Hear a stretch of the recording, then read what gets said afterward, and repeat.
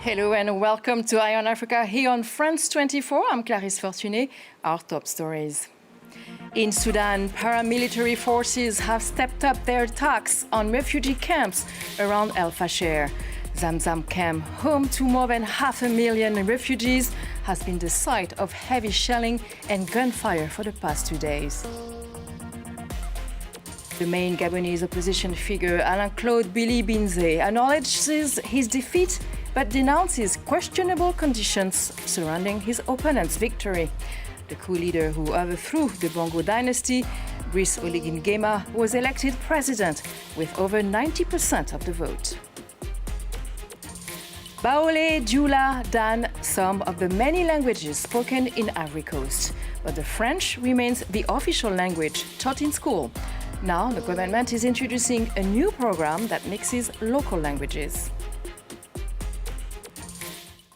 So we start in Sudan, where violence has intensified over the weekend. Ever since the regular army took control of the capital, Khartoum, last month, paramilitary forces have stepped up their attacks on refugee camps around Fasher, including Zamzam camp.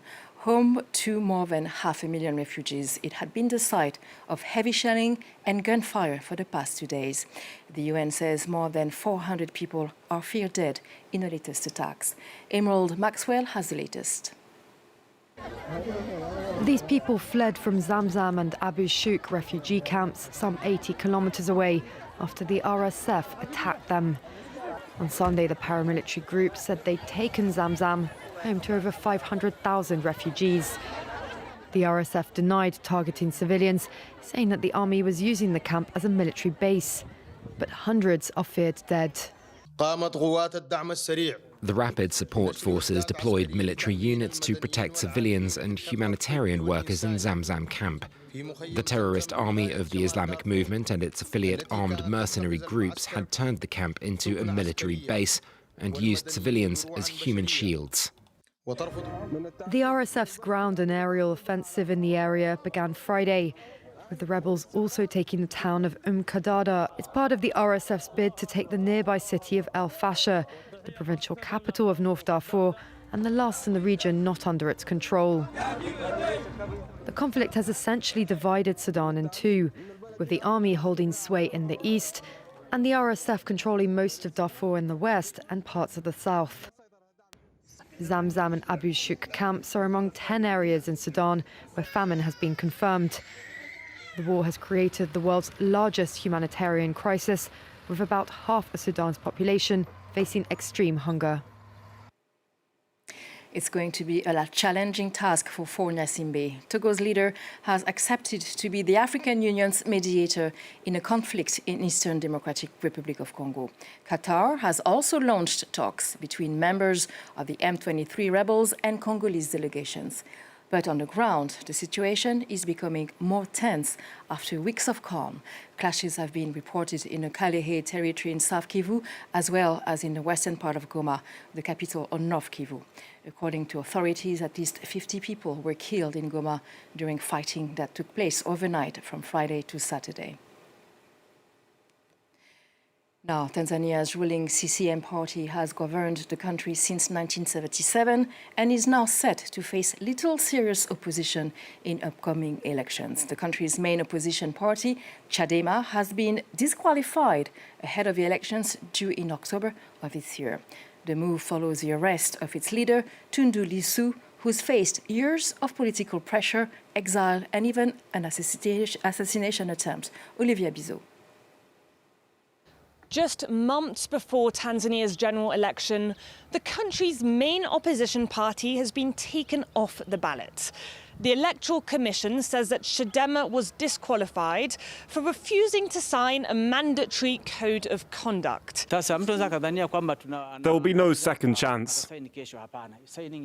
Any party that hasn't signed today will not be allowed to take part in the general election or any other elections for the next 5 years. But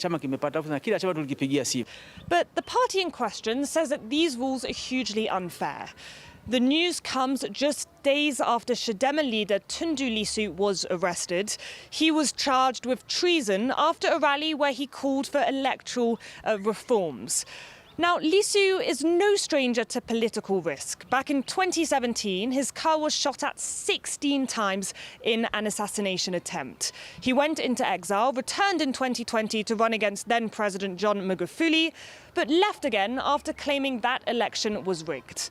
When Magufuli died in 2021, his vice president Samia Suluhu took over. Now, at first, there was hope for change. She reopened some media outlets and gave a little more space to the opposition. She even allowed Lissou to return in 2023. But those hopes did not last long. Analysts now warn her government is sliding back into authoritarian rule. In recent months, some news websites have been shut down after criticizing the president, and many political opponents have either been arrested or abducted. The main Gabonese opposition figure, Alain-Claude Billy-Binze, acknowledged his defeat in Saturday's presidential election. Coming in second with barely over 3% of the votes, he nonetheless criticized the conditions surrounding his opponent's victory. The coup leader who overthrew the Bongo dynasty, Brice Oligui Nguema, was elected president of Gabon with over 90% of the vote, according to provisional results. Clémence Valère has more. It's a bitter defeat for Ali Bongo's former prime minister. On Monday, Alain-Claude Billy-Binze, Brice Oligui Nguema's main opponent, conceded defeat in the Gabonese presidential election. According to the provisional results published by the Ministry of the Interior, he obtained only 3.02% of the vote. Ali Bongo's former prime minister denounced, without giving further details, ballot box stuffing and the deletion of votes during the count. However, he wished his rival good luck. I respect the choice of continuity, even if I cannot support it. Should we congratulate a victory achieved under such opaque and questionable conditions? I wish him luck, but I don't congratulate him. Formerly the head of the Republican Guard, Brice Oligui Nguema led the August 2023 coup that ended the 55-year Bongo dynasty. He promised to return power to civilians before deciding to run for president. Let's be builders. Builders of peace and of justice. God bless you. God bless Gabon. Thank you for this great victory. Under the new constitution, the president of Gabon is elected for a 7-year term, renewable once. The post of prime minister has been abolished and a post of vice president created. The challenges facing the new head of state are numerous. These include unemployment, power and water cuts, damaged roads and infrastructure problems, among many others. A week ago, there was some hope for appeasement between France and Algeria after the French foreign minister visited Algeria. But this Monday, 12 French state officials were given 48 hours to leave the country. The order was in response to charges filed in France on Friday against an Algerian consular official accused with 2 others of taking part in the kidnap of an opposition dissident in the Paris suburbs a year ago. Solange Mougin has more. The cracks in bilateral relations keep growing. Despite recent claims by the presidents of Algeria and France that one of their worst diplomatic crises was now behind them, tensions between the two nations have skyrocketed again. On Monday, Algeria requested that 12 French officials leave the country within 48 hours. For France's foreign minister, who said earlier this month that diplomatic relations were back to normal, the order puts a strain again on their thawing relationship. I am asking Algerian authorities to abandon these expulsion measures. If the decision to expel our agents is upheld, we will have no other choice but to respond immediately. Algiers says the request is linked to the arrest in France on Friday of 3 of its nationals, including a consular official. They're suspected of being involved in the kidnapping of an influencer and an opponent of the Algerian government. Amir Bakours, who on TikTok with his over 1 million followers is known as Amir DZ. But that case is just one in a series that have soured Franco-Algerian ties of late. Emmanuel Macron angered Algeria last July when he recognized a plan for the autonomy of the Western Sahara region. And on top of that, tensions have hit fever pitch over Algeria refusing to welcome back its nationals who've received deportation orders in France. Last month's sentencing of French-Algerian writer Boualem Sansal to 5 years of jail for undermining Algerian national unity has also created widespread outrage in France, all of which is complicated by France's colonial history in Algeria and continued tensions over its complicated colonial past there. Solange Mouger there.